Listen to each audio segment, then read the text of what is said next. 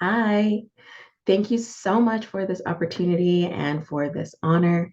I am so disappointed I couldn't be there in person to accept this award, but I am grateful for the opportunity to have been able to record this message to share with you. My name is Taisha Caldwell-Harvey. I go by Dr. Tai, and I am a proud counseling psychologist and the founder of the Black Girl Doctor, which is a virtual mental health practice that focuses on therapy, coaching, and workplace wellness programs that focus on making the workplace healthier for Black people. There are not a lot of opportunities to share the work that we do in private practice more broadly and publicly. So I want to thank the committee and Division 17 for creating this award.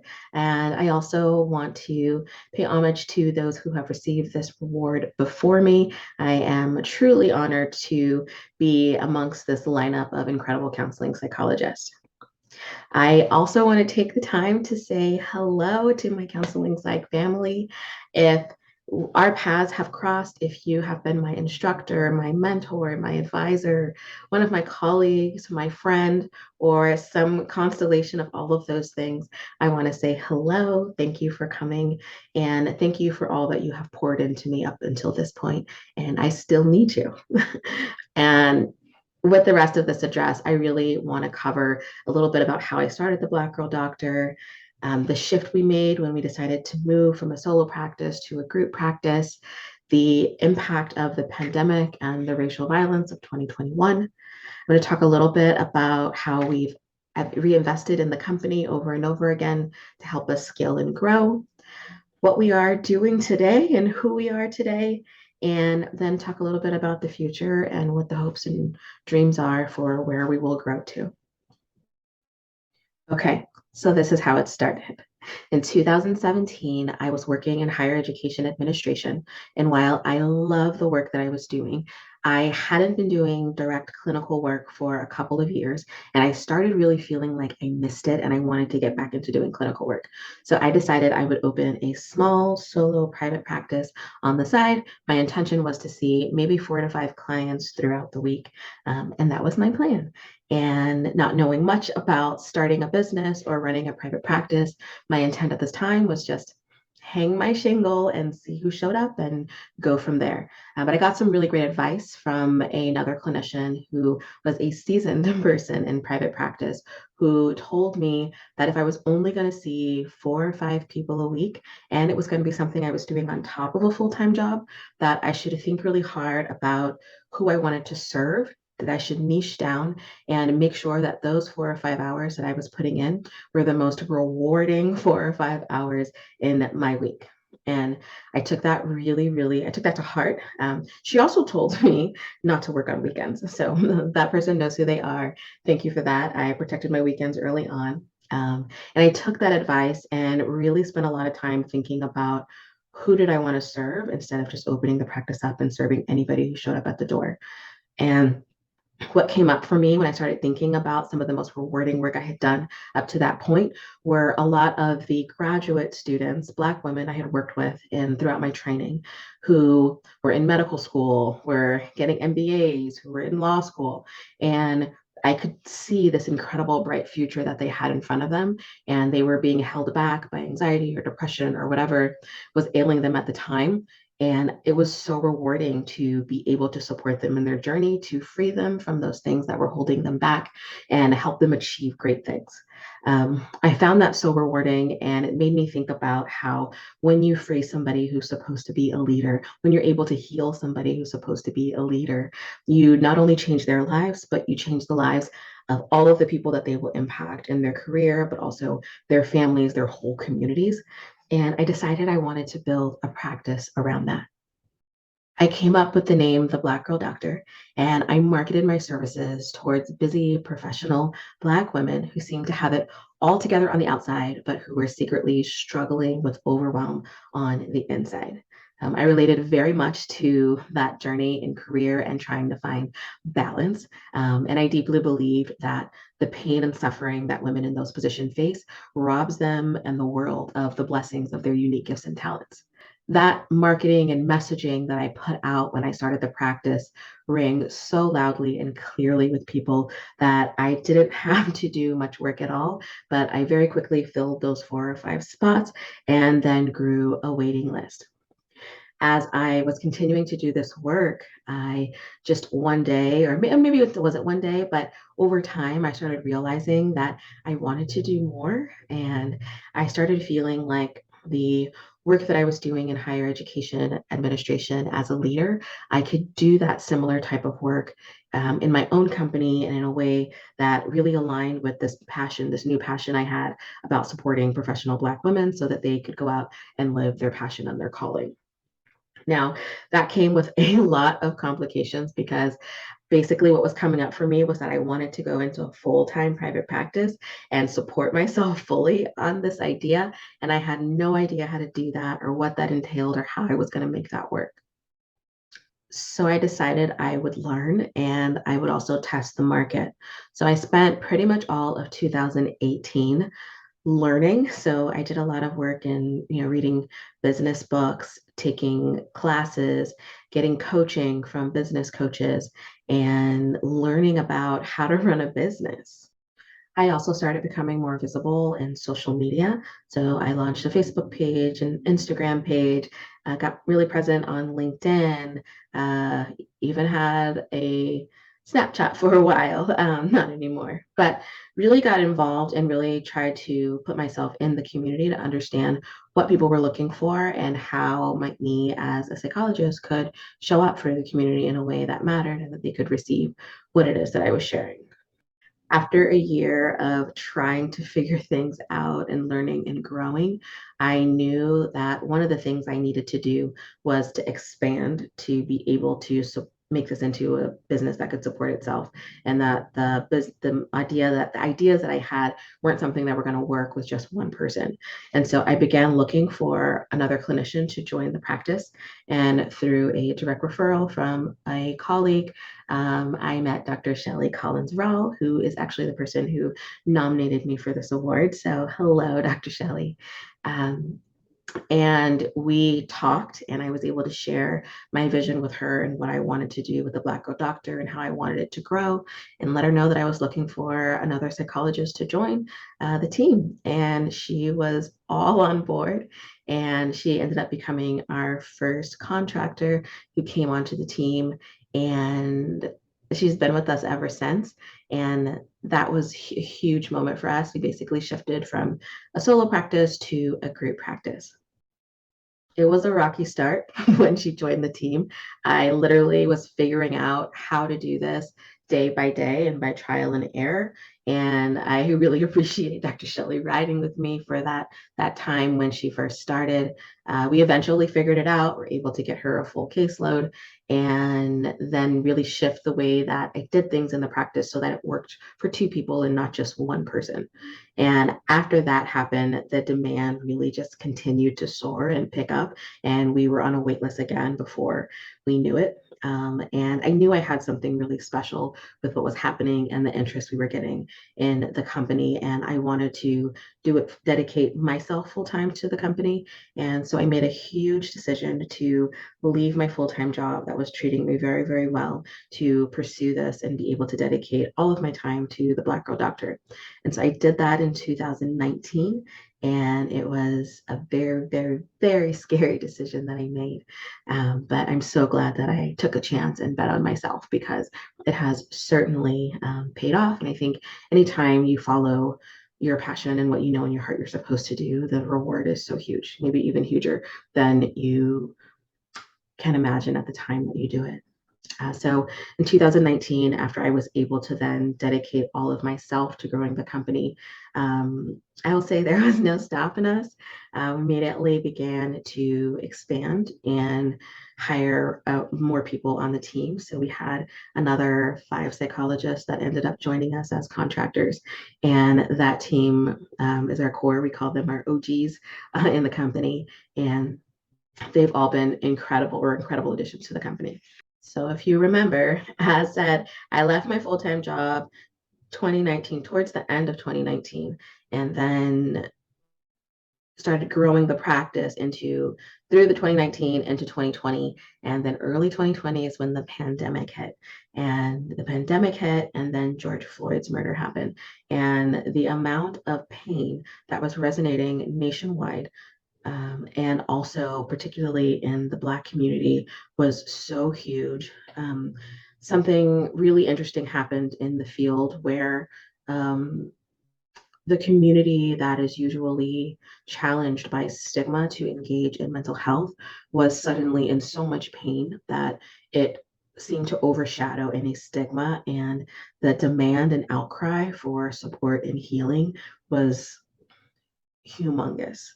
And our team was perfectly positioned at that time to be able to receive a lot of that work and to do a lot of that healing work.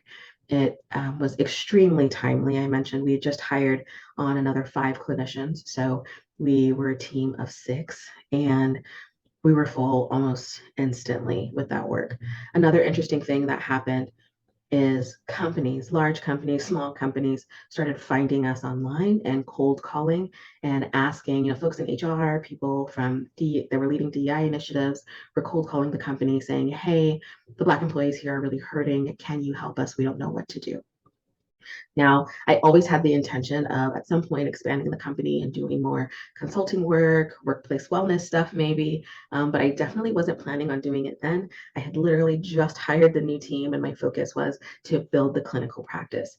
But the timing, the need, the demand was there at that moment. So we quickly pivoted and grew out a branch, a workplace wellness division of the company, to be able to offer assessment and workshops and healing circles and services to employees inside of companies that were really struggling to deal with the aftermath and the fallout of all of the racial trauma and racial violence that was happening, on top of the pandemic. There's a lot I could say about the whirlwind that was 2020, but basically, we quickly launched a full suite of corporate services to promote healing from racial trauma and to equip organizations with the tools to enact environmental change. We were doing this work while simultaneously ensuring that we were taking care of ourselves, who were also living through this time and struggling. I credit the amazing talent and compassion of all of our teammates for being able to come together to support each other during this time. It felt very natural, and we were able to be very communal in the way that we made decisions of who would do what services we wouldn't do because they were too painful, where we would focus our time, and how we would be equitable about the work that we were receiving and giving out.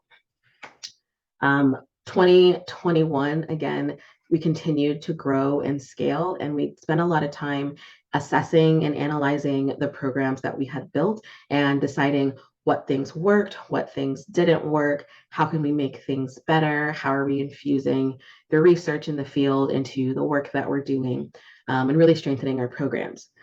By 2021, we were actually on a wait list for therapy all of 2021. We were seeing 40 to 50 clients a week in therapy, and we were providing corporate wellness programming to major companies like Target and Google and Zappos, a few major universities, some tech companies like New Relic and others. And again, the capacity in terms of caseloads and the demand from the corporate wellness side was higher than we actually had staff to be able to go out and do the work. We started using subcontractors to come in and help us with things. And I knew, again, it was time for us to scale to meet the demand of what it is that was happening.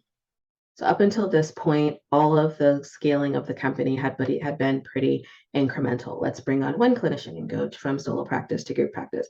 Let's bring on a couple more clinicians over the next year, 1 at a time, 2 at a time, to kind of meet the demand a little bit by little bit.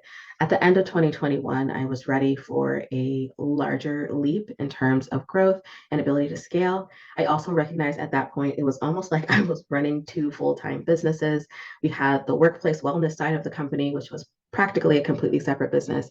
And we had the clinical side of the practice, which was a separate, therapy practice. And I was at the center in terms of leading and organizing and managing both ends of it. And it was way too much. And one of the things I committed to in building this company was my own self-care and building a company that did not promote or sustain a culture of burnout. And I knew that as the leader of the company, I needed to put that into practice. And so if that meant we needed to do things slower than I would like, or slower than maybe another company I see over here is doing it, then that's what we would do. So when I thought about what to do as our next phase, really sat back and assessed the work that we had done from 2017 up till 2021. Again, it was incredibly fulfilling in terms of the level of impact that we had been able to make. And also financially, it was extremely profitable. There was an extremely profitable 2 years of the company. I wanted to be able to continue to do that work at that level and then be able to grow in a sustainable way. And so I knew what was next for us is that we needed a full-time staff to come on and support some of the functions and things that we were doing. So at the very end of 2021 and early 2022, I reinvested a lot of the profits that we had made in the company to do some full-time hires, add some fully benefited positions to our company. And really excited that we brought on a full-time office manager who could answer our phones, answer client questions, and get people connected, manage our wait list, and all of those things.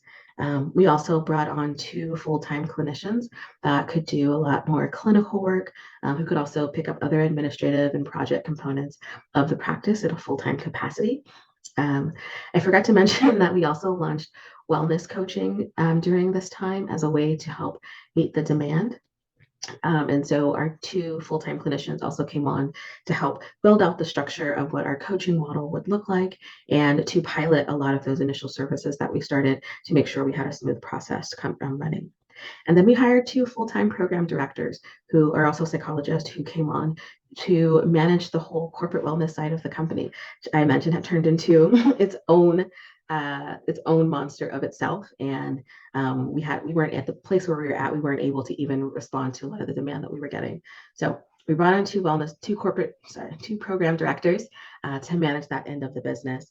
And that has made a world of difference. So again, that is 5 full-time positions that we added to our team.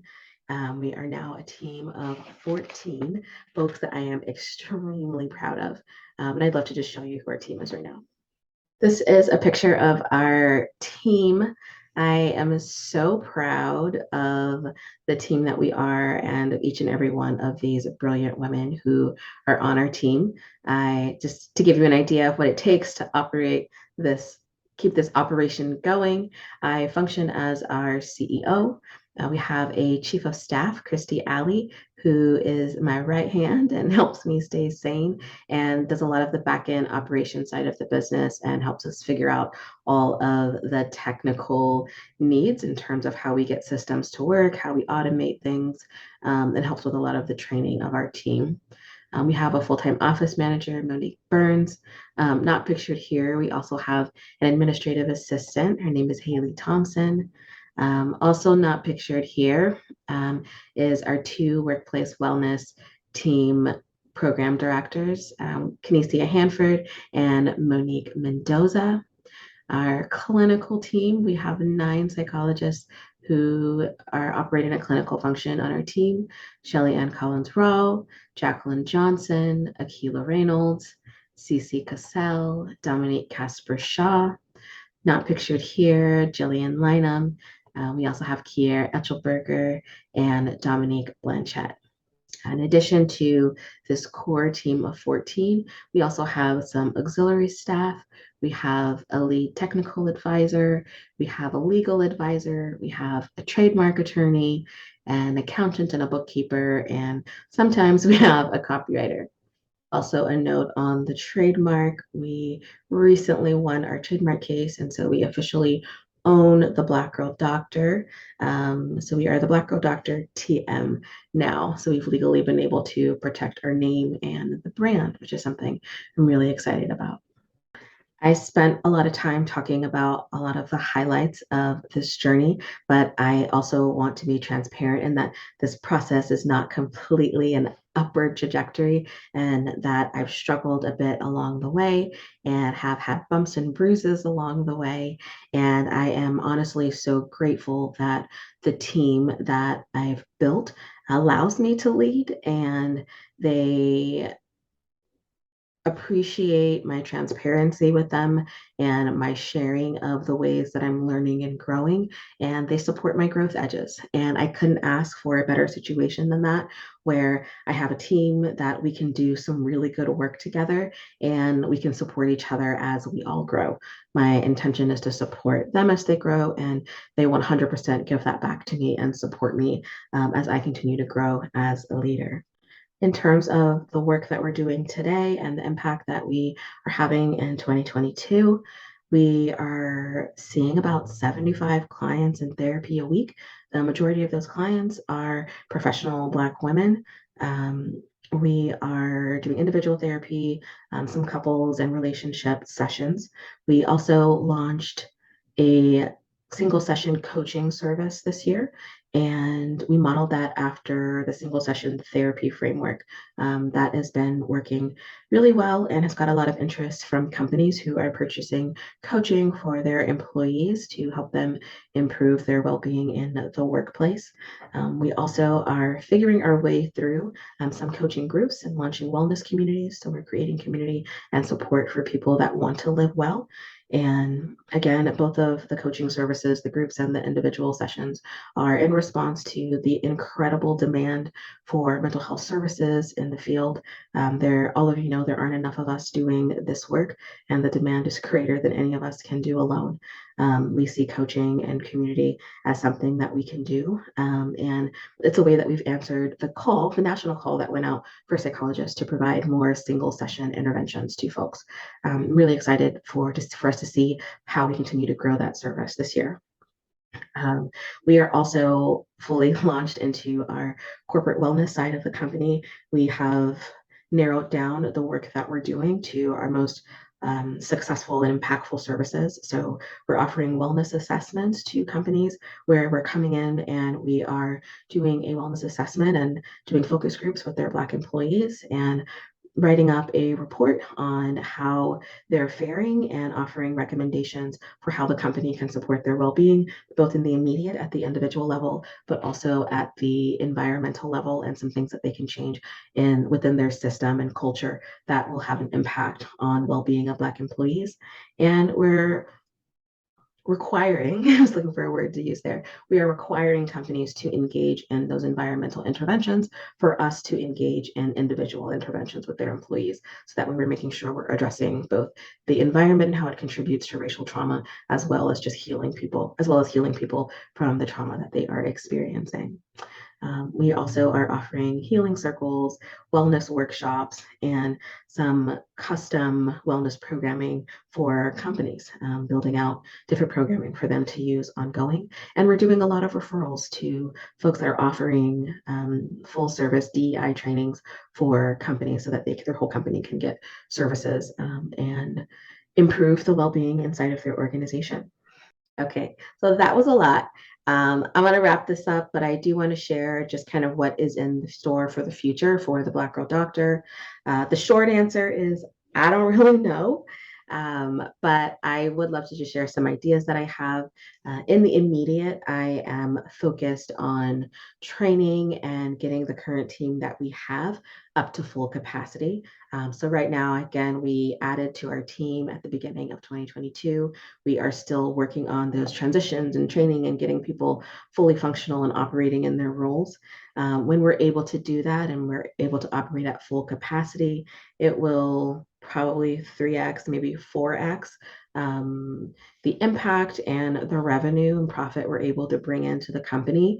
And that will lead and guide kind of what we're able to do to take us to whatever comes next. Something also that's important for where we are right now is I'm focused on marketing and PR. So we started the practice was actually we're based in California, and as we added clinicians, we have expanded into multiple states. So right now we are accessible and we have clinicians providing services across 35 states.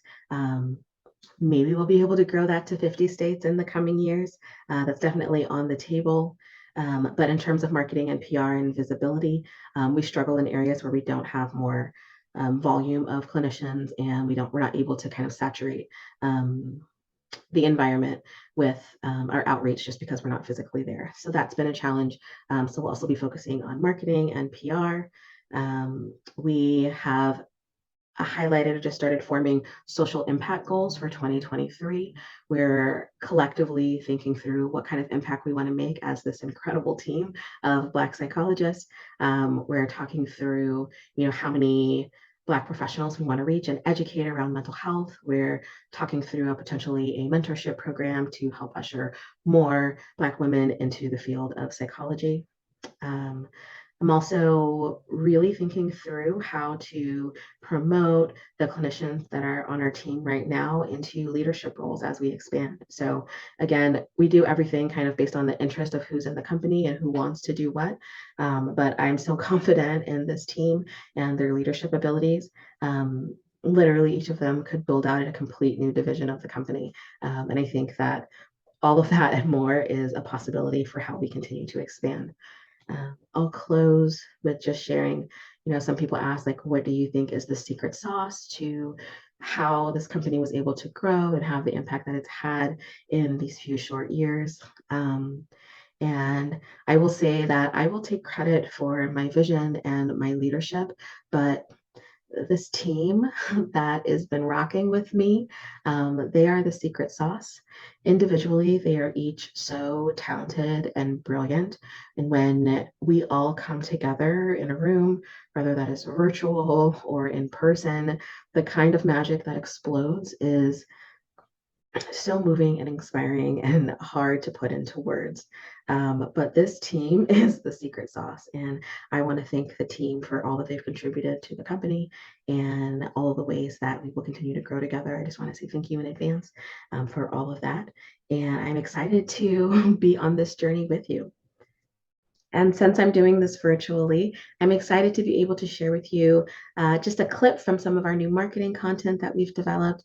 Remember, our target market, we are focused on supporting and preventing burnout from professional Black women so they can live full lives, fulfill their purpose, and impact communities and do great things.